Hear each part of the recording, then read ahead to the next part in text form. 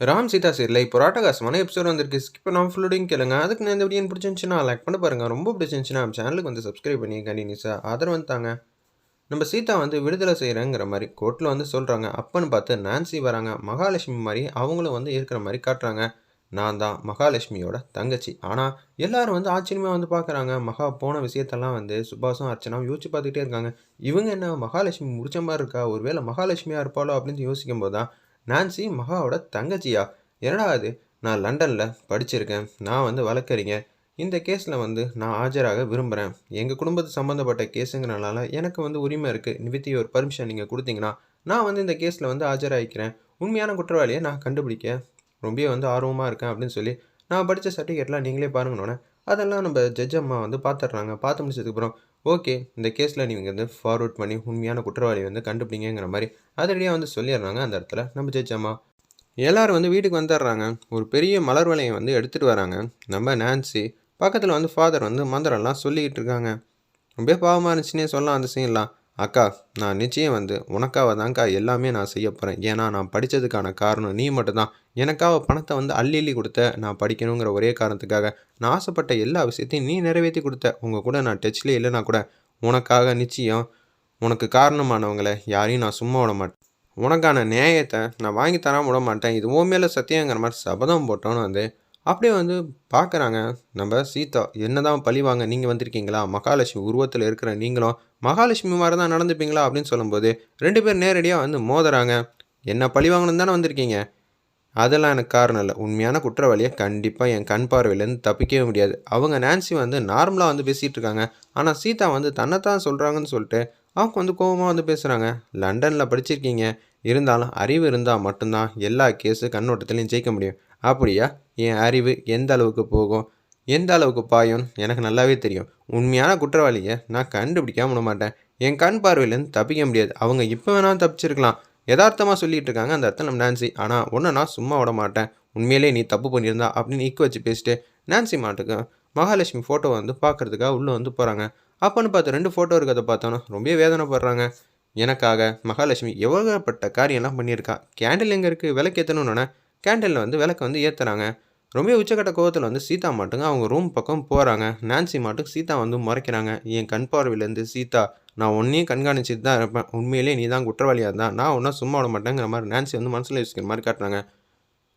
மீராவும் அந்த இடத்துல நம்ம துரையும் வந்துடுறாங்க சீதா இருக்கிற ரூமுக்கு. உண்மையிலேயே அங்கிள், இவங்க உங்கள் தங்கச்சியா? ஆமாம்ப்பா அப்படின்னு சொல்லி சின்னதாக ஃப்ளாஷ்பேக் மாதிரி வாய் வார்த்தை மட்டும் சொல்கிறாங்க துரை அந்த இடத்துல. எனக்கு மொத்தம் 3 தங்கச்சி. முதல்ல மீனாட்சி, அடுத்தது மகாலட்சுமி, கடைசியாக தான் நான்சி. எங்கள் அம்மாவும் பக்கத்து வீட்டு மேரியும் ரொம்ப நாளாக வந்து நெருங்கிய நண்பர்கள். அவங்களுக்கு குழந்தையே இல்லை. 4 வயசு இருக்கிறப்ப நான்சியை அவங்களுக்கு எங்கள் அம்மா தத்து கொடுத்துட்டாங்க. அந்த பொண்ணு தான் இவ. கொஞ்ச நாள் கழித்து அவங்க ஹஸ்பண்டுக்கு லண்டனில் வேலை கிடச்சோன்னா ஃபேமிலியோட செட்டில் ஆகிட்டாங்க.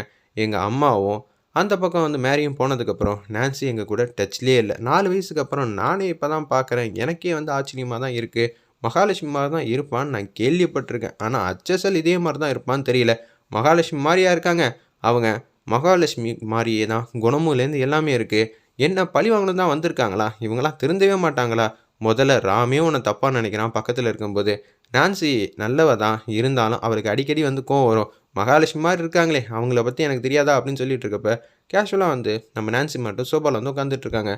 ஃபுல்லாக வந்து மீட்டிங் மாதிரி நடக்குது. அப்போன்னு பார்த்து தேவையில்லாத விஷயத்தெல்லாம் சொல்லலாம்னு சொல்லி அர்ச்சனா வந்து யோசிச்சுட்டு இருக்காங்க. இப்பயும் வந்து சீதா தப்பானவனு நான்சி மனசில் ஆழமாக வந்து பதிய வைக்கணும், இல்லாட்டி சரி வராது. இவன் இன்னும் அப்படியே வந்து மகாலட்சுமி மாதிரி இருந்தாலும் ஆனால் கம்பீரம் கொஞ்சம் கம்மியாக தான் இருக்குன்னு அர்ச்சனாவும் சுபாஷும் ஒரு பக்கம் மனசில் வந்து நினச்சிட்டு இருக்காங்க. சரி சரி, கொஞ்சம் நேரம் கழித்து நம்ம ட்ராமா ஆரம்பிக்கணுங்கிற மாதிரி யோசிச்சுட்டு இருக்கப்ப ராஜசேகர் வந்து பேச்ச ஆரம்பிக்கிறாங்க.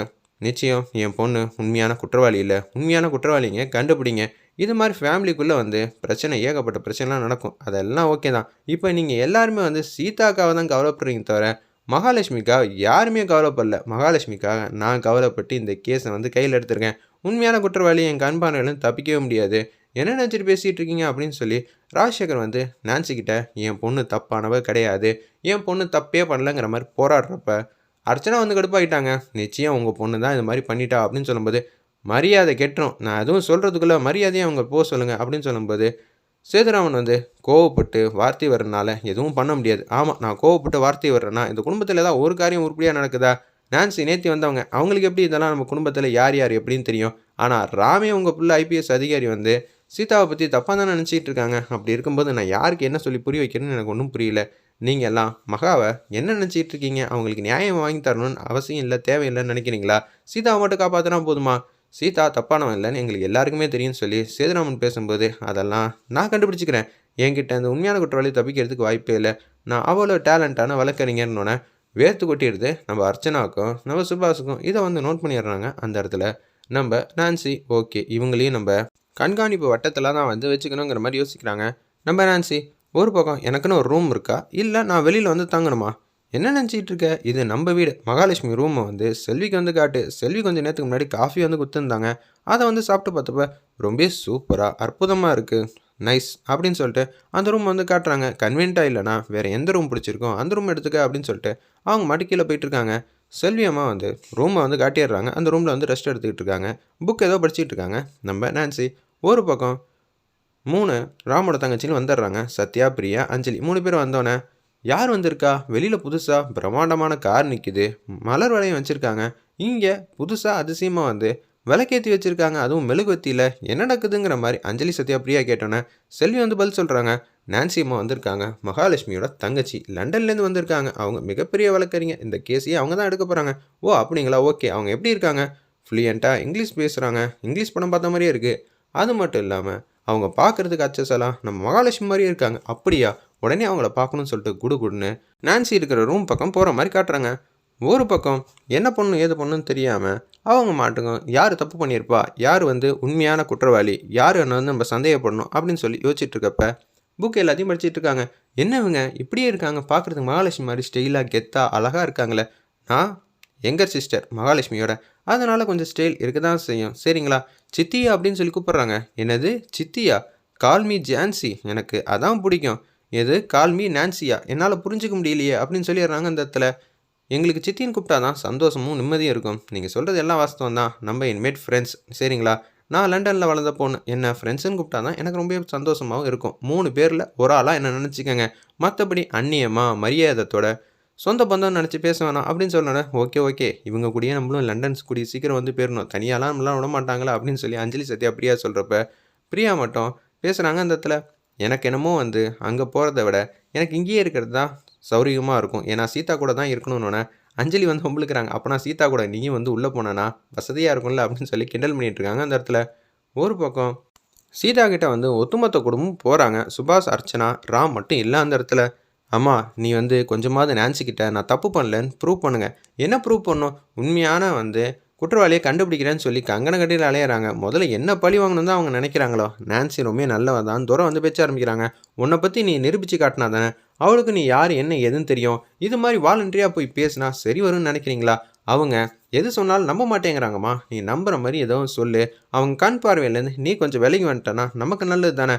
நீ என்னோட குழந்தையாச்சேம்மா. நான் தானே உன்ன நினச்சு கவலைப்படணுங்கிற மாரி அந்த இடத்துல ராஜசேகர், சேதுராமன் எல்லாரும் பேசுறாங்க. துரை கூட தயவு செஞ்சு எனக்காக போய் பேச மாட்டியா? அங்கிள் உங்க 3 பேருக்காக நான் பேச போறேன்.